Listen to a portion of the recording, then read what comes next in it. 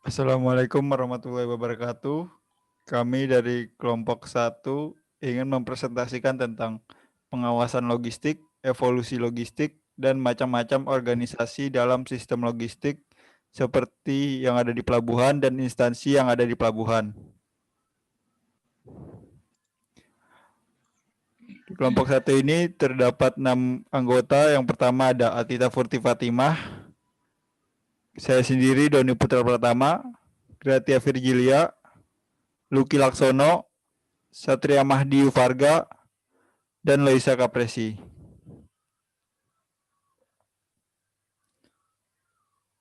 Isi yang kami bawakan dalam presentasi ini ada tentang pengawasan logistik, evolusi logistik, dan macam-macam instansi dalam sistem logistik di pelabuhan. Yang pertama itu ada pengawasan logistik.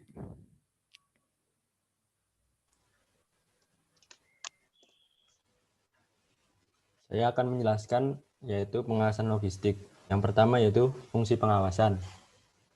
Fungsi pengawasan meliputi yang pertama, memberikan layanan informasi yang lengkap, cermat, dan teratur mengenai apa yang sedang dicapai kepada para petugas. Yang kedua yaitu memberikan kemampuan terhadap mereka untuk melihat ke depan bagi peluang muncul setiap kendala bagi produktivitas yang tinggi dengan lebih tepat dan mengambil langkah untuk menyelapkan dan mengurangi dampak kendala tersebut. Yang kedua yaitu karakteristik pengawasan. Yang pertama yaitu pengawasan terhadap kegiatan harus seimbang. Sistem pengawasan ini mempengaruhi kegiatan kerja, oleh karena itu administrasi dan manajer harus berusaha agar segala kegiatan mendapat pengawasan yang seimbang. Yang kedua yaitu pengawasan harus tepat waktu. Untuk efektivitasnya pengawasan, setiap ada penyimpangan pelaksanaan kerja dari standar yang telah ditentukan perlu segera dilaporkan sehingga administrator dan manajemen bisa mengatur dan mengadakan perbaikan yang diperlukan. Yang ketiga yaitu pengawasan harus akurat. Sistem pengawasan yang baik bisa memberikan petunjuk mengenai maju mundurnya organisasi dan merupakan dasar mengadakan perbaikan. Yang keempat yaitu pengawasan harus dapat diterima.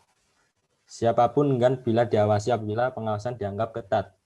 Pengawasan yang berlebihan memberikan bahwa orang tidak bisa dipercaya untuk mengerjakan sesuatu sendiri.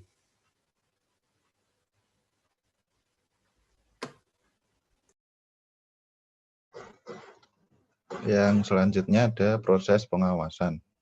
Yang pertama, menentukan dasar pengawasan. Sistem pengawasan ini mempengaruhi kegiatan kerja, oleh karena itu administrator dan manajer harus berusaha agar segala kegiatan mendapat pengawasan yang seimbang. Yang kedua, mengukur hasil yang dicapai. Untuk efektivitasnya, pengawasan setiap ada penyimpangan pelaksanaan kerja dari standar yang telah ditentukan perlu segera dilaporkan sehingga administrator dan manajemen bisa mengatur dan mengadakan perbaikan yang diperlukan. Yang ketiga, mengukur penyimpangan yang dilakukan. Perbandingan antara hasil pekerjaan yang nyata dan keinginan dapat menentukan tindakan yang akan diambil jika kegiatan nyata sesuai dengan standar dan tempat menyimpulkan bahwa tindakan lebih lanjut tidak diperlukan, tetapi jika kegiatan diubah standar, maka kegiatan koreksi perlu diambil. Yang terakhir yaitu mengadakan koreksi.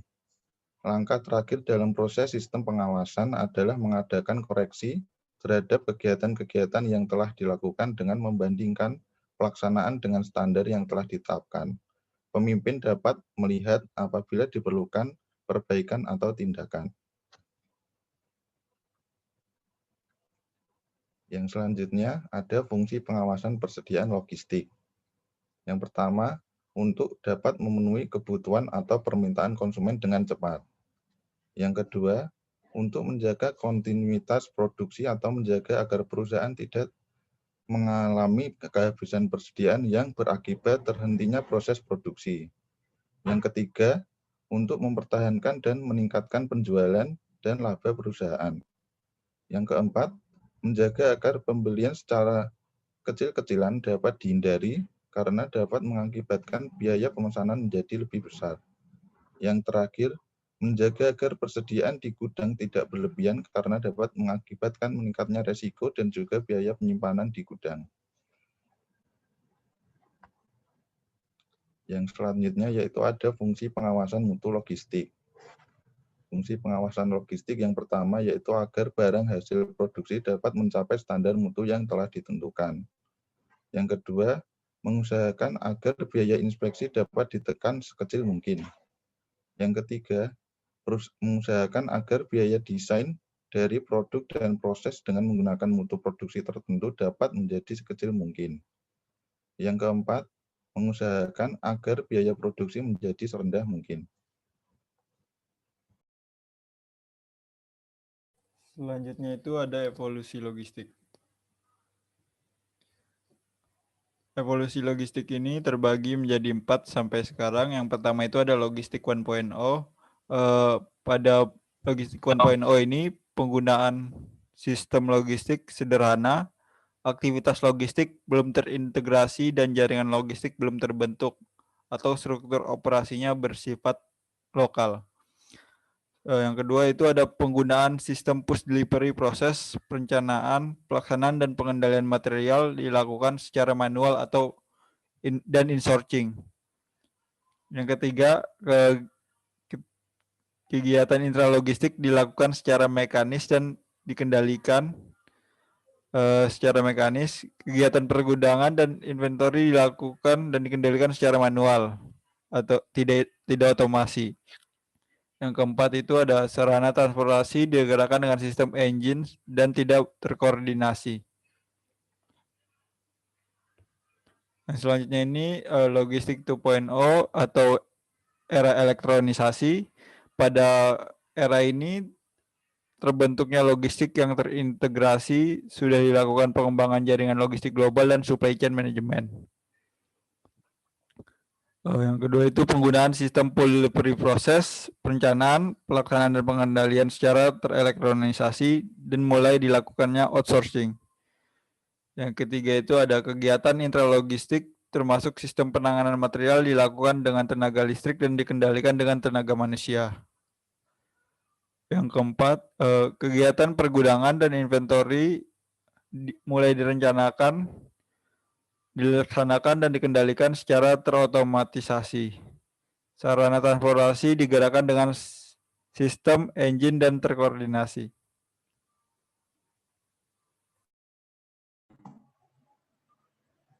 Selanjutnya logistik 3.0 itu zaman era digitalisasi. Masa 3.0 sudah terbentuk jaringan logistik global dan menggunakan komputer untuk pengelolaan serta pengendalian sumber daya atau partial global resource planning or controlling. Inbound logistik direncanakan dan dikendalikan dengan perangkat lunak terotomatisasi atau e-procurement, e-warehousing, dan lain-lain. Kegiatan intralogistik dilakukan secara terotomatisasi, termasuk penggunaan robot untuk penanganan material dengan rute yang terprogram. Terdapat jaringan pergudangan terotomatisasi dalam kegiatan supply chain. Kegiatan pergudangan dan inventory direncanakan, dilaksanakan, dan dikendalikan dengan menggunakan software secara terotomatisasi. Sarana transportasi atau fleet vehicle terkoordinasi, baik perencanaan maupun penjadwalannya dilakukan menggunakan software. Selanjutnya, logistik 4.0 atau zaman digitalisasi. Terbentuk jaringan rantai pasok global, kompleks stakeholder terkoneksi, dan berinteraksi menggunakan internet atau open and flexible operation footprint. Semua kegiatan inbound logistik dikelola dan dikendalikan secara real time menggunakan internet. Kegiatan intralogistik dilakukan sepenuhnya secara otomatis dan terprogram sesuai dengan prediksi inbound dan outbound logistiknya. Tidak memerlukan pergudangan, inventory dikelola secara just in time atau no warehouse. Karena transportasi dengan drone terprogram menggunakan platform internet. Selanjutnya Yang berikutnya Selanjutnya itu ada macam-macam instansi dalam sistem logistik di pelabuhan. Oke, terima kasih Doni. Macam-macam instansi yang ada di pelabuhan itu, yang pertama itu syah bandar, yang kedua kesehatan, imigrasi, karantina, bea cukai, dan yang terakhir itu administrasi pelabuhan.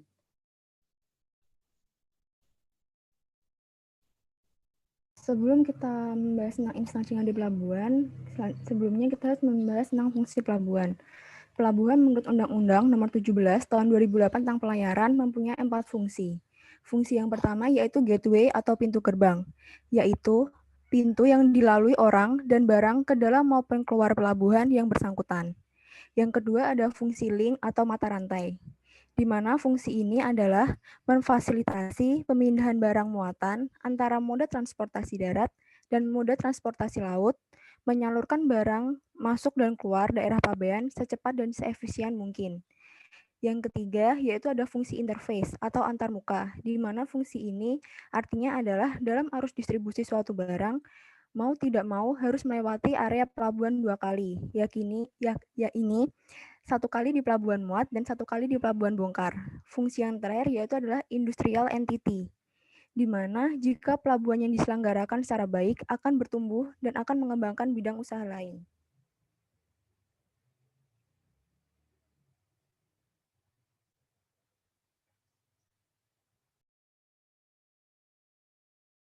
Nah, di sini untuk macam-macam instansi di pelabuhan itu yang seperti sudah dibilang tadi ada syah bandar, kesehatan, sama imigrasi. Kalau untuk berbagai instansi di pelabuhan ini sangat memegang peran penting karena pelabuhan itu merupakan sistem terpadu yang berfungsi untuk melayani kapal dan berbagai transaksi yang berlangsung di pelabuhan. Nah, dalam sistem tersebut harus terdapat berbagai instansi pemerintah atau perusahaan swasta yang bekerja untuk saling mendukung agar pelayanan kapal serta muatannya itu lancar. Yang pertama itu untuk syah bandar.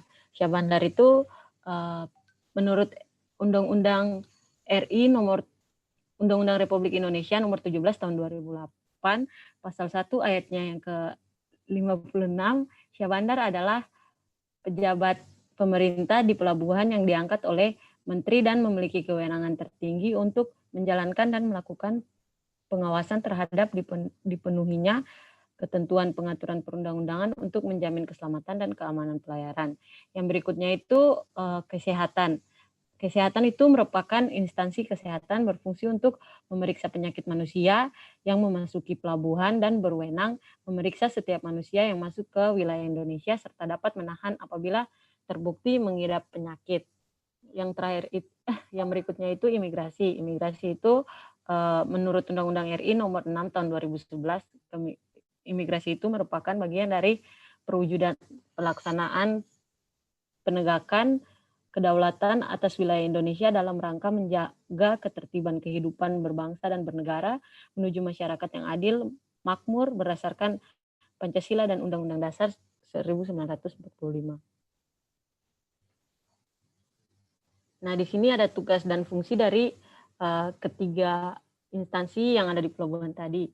Yang pertama itu syah bandar, tugas dan fungsinya melakukan pelaksanaan pengawasan tertib lalu lintas kapal di perairan pelabuhan dan alur pelayaran.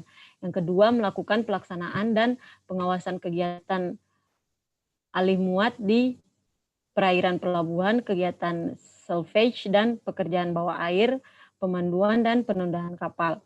Berikutnya, melakukan pelaksanaan pemeriksaan kecelakaan kapal, memberikan info mengenai BMKG atau cuacanya. Terus yang berikutnya itu pemeriksaan surat-surat kapal sebelum berlayar. Kemudian tugas dan fungsi instansi kesehatan di pelabuhan itu yaitu pertama memeriksa kelengkapan dokumen kapal dalam hal kesehatan dari awak kapal. Kemudian melakukan penahanan terhadap awak kapal yang terbukti mengidap penyakit. Yang berikutnya mencegah masuknya penyakit manusia yang berasal dari luar negeri ke wilayah Indonesia. Yang berikutnya itu pemeriksaan merupakan kegiatan rutin yang harus dilakukan terhadap awak kapal yang berasal dari luar negeri. Yang terakhir, tugas dan fungsi dari imigrasi itu sendiri. Imigrasi itu bertugas untuk merumuskan kebijakan teknis, pemberian bimbingan, pembinaan dan pemberian perizinan di bidang keimigrasian. Yang berikutnya, pelaksanaan keimigrasian harus sesuai dengan tugas dan pokok, yaitu sebagai aparatur security dan penegak hukum. Yang berikutnya, dan yang terakhir itu pengamanan teknis atas pelaksanaan tugas pokok di Direktorat Jenderal. Selanjutnya yaitu adalah administrator pelabuhan, di mana administrator pelabuhan ini merupakan unit organik di bidang keselamatan pelayaran di pelabuhan yang diselenggarakan oleh Badan Usaha Pelabuhan di lingkungan Departemen Perhubungan. Adapun tugas administrator pelabuhan yang pertama yaitu melaksanakan pengendalian tugas instansi pemerintahan lainnya. Yang kedua yaitu memberikan pelayanan dalam urusan-urusan terkait. Adapun fungsi dari administrator pelabuhan ini, yang pertama yaitu adalah melakukan penilikan kegiatan lalu lintas angkutan laut. Yang kedua yaitu adalah pembinaan tenaga kerja bongkar muat dan pemantauan tarif. Yang ketiga yaitu penilikan terhadap pemenuhan syarat kelayak lautan, kapal, dan pengeluaran surat izin berlayar. Yang keempat yaitu adalah pencegahan dan penanggulangan pencemaran serta pemadaman kebakaran di perairan pelabuhan. Yang kelima, pengamanan, penertiban, dan penegakan peraturan perhubungan laut di dalam daerah lingkungan kerja. Yang keenam, yaitu pengawasan keselamatan di bidang pembangunan, fasilitas, dan peralatan pelabuhan. Yang ketujuh, yaitu pemeriksaan nautis, teknis, radio, pembangunan, dan perombakan kapal, serta pemberian sertif. Yang kedelapan, yaitu pelaksanaan pengukuran dan status hukum kapal. Yang terakhir, yaitu pelaksanaan urusan kantor administrator pelabuhan. Selanjutnya yaitu adalah karantina, di mana fungsi karantina ini adalah mengkarantina penyakit menular bagi hewan maupun tumbuhan. Karantina berwenang memeriksa setiap hewan dan tumbuhan yang masuk wilayah Indonesia dan dapat menahan untuk mengkarantina bila diketahui terdapat gejala penyakit menular. Adapun tugas dari instansi karantina ini, yang pertama yaitu sebagai upaya perlindungan tanaman dan hewan dalam negeri. Yang kedua yaitu sebagai tindakan pengawasan dan pengamatan lebih lanjut. Yang ketiga, kegiatan yang berhubungan dengan tindakan pencegahan. Yang keempat, merupakan kegiatan yang bersifat pelayanan sesuai persyaratan tujuan apabila diminta. Yang terakhir adalah bea cukai atau kepabean. Pabean berwenang melakukan pengawasan terhadap lalu lintas barang yang keluar masuk wilayah pabean Indonesia, termasuk barang-barang terlarang, obat-obat berbahaya, atau narkoba, serta memungut biaya terhadap barang yang menurut aturannya dikenakan bea yang bertugas.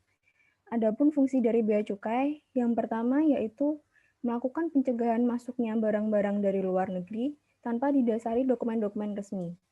Yang kedua, mengawasi langsung lalu lintas barang-barang ekspor dan impor. Yang ketiga, menindak pelaksanaan kegiatan dalam hal barang-barang ekspor atau impor yang tidak dilengkapi dengan dokumen-dokumen resmi. Yang keempat, yaitu menarik biaya masuk dan keluar untuk barang ekspor dan impor.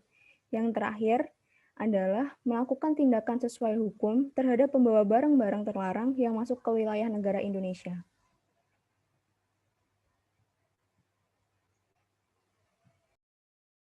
Ya, terima kasih. Itu dia dari presentasi kami. Apabila ada yang ingin bertanya, kami membuka pertanyaan sebanyak 2 pertanyaan.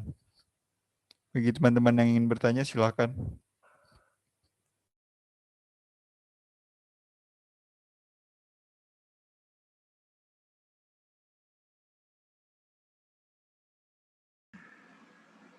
Mau izin bertanya.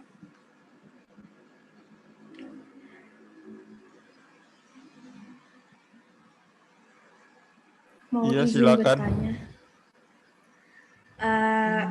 Saya Denisa dari kelompok 3 mau izin bertanya, bisa nggak ya dikasih contoh perusahaan yang menerapkan sistem 4.0? Terima kasih.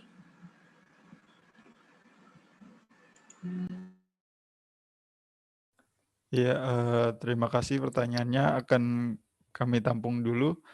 Selanjutnya, apakah ada yang ingin bertanya lagi? Doni, saya ingin bertanya. Iya, silakan. Tadi kan dijelasin tentang fungsi pelabuhan. Salah satunya kan fungsi link itu. Nah, apakah ada unsur-unsur penting dalam fungsi link tersebut? Terima kasih. Ya, terima kasih Noni. Kami tampung dulu. Sebelumnya izinkan kami untuk berdiskusi sebentar untuk mendapatkan jawaban yang terbaik. Terima kasih.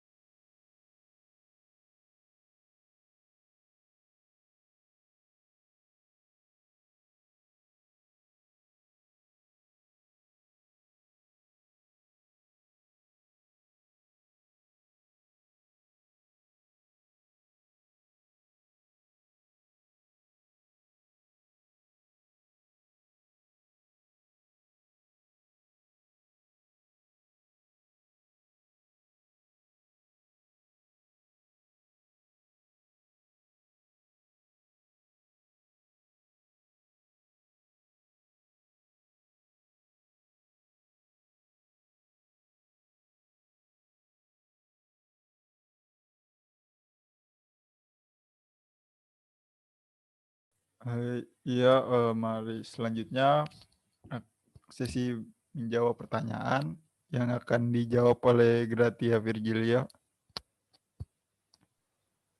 Baik, saya akan menjawab pertanyaan dari Denisa mengenai contoh perusahaan yang menggunakan sistem 4.0 ya. Iya.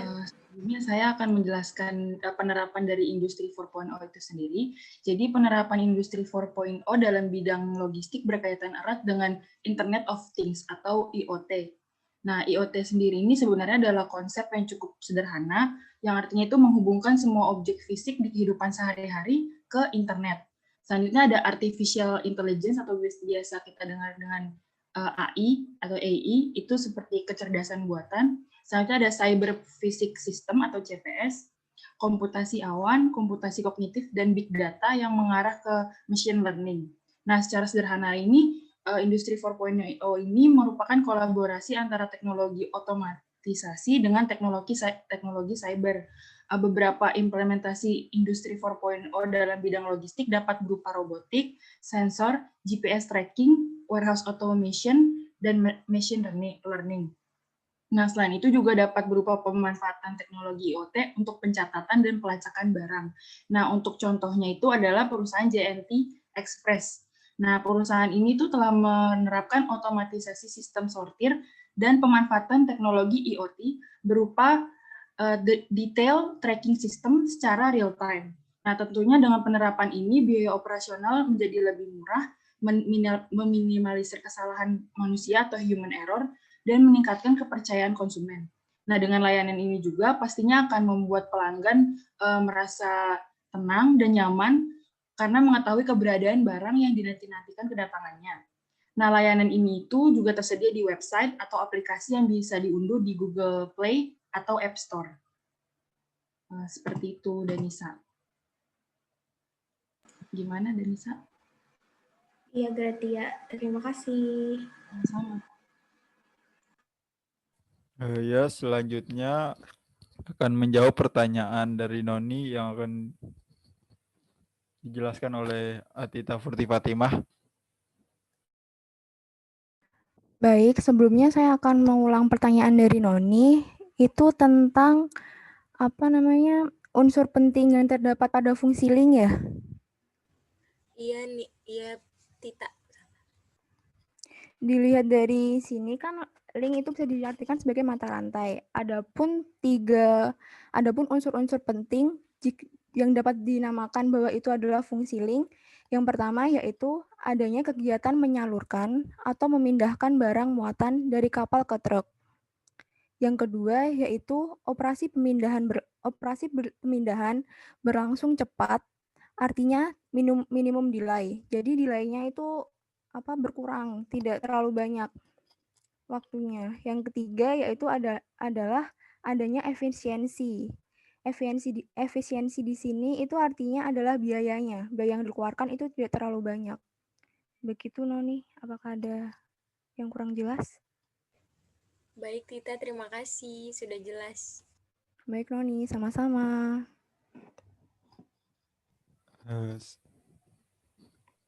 Sekian itu dia presentasi dari kami dan tanya jawab. Kami akan menyimpulkan dari hasil presentasi kami, evolusi logistik dari dulu sampai sekarang telah 4 kali berevolusi. Dari logistik 1.0, yaitu mekanisasi, logistik 2.0, elektronisasi, logistik 3.0, digitalisasi, logistik 4.0 yang sampai sekarang yaitu cyber physical system. Dari segi pengawasan logistik sendiri merupakan serangkaian kegiatan yang sistematik dengan adanya faktor-faktor yang menjadi pertimbangan diadakannya pengawasan sehingga terciptanya kondisi yang baik dan kondusif di segala unit tempat kerja. Sedangkan instansi dan perusahaan yang ada di pelabuhan mempunyai peranan yang sangat penting karena pelabuhan merupakan sistem terpadu yang berfungsi untuk melayani kapal dan berbagai transaksi yang berlangsung di pelabuhan. Di dalam sistem ini terdapat 6 instansi yang bekerja saling mendukung untuk melayani kapal serta muatannya. Di antaranya itu ada Syah Bandar, Kesehatan, Imigrasi, Karantina, Bea Cukai, dan Imigrasi. Sekian presentasi dari kami, kurang lebihnya mohon maaf. Wassalamualaikum warahmatullahi wabarakatuh.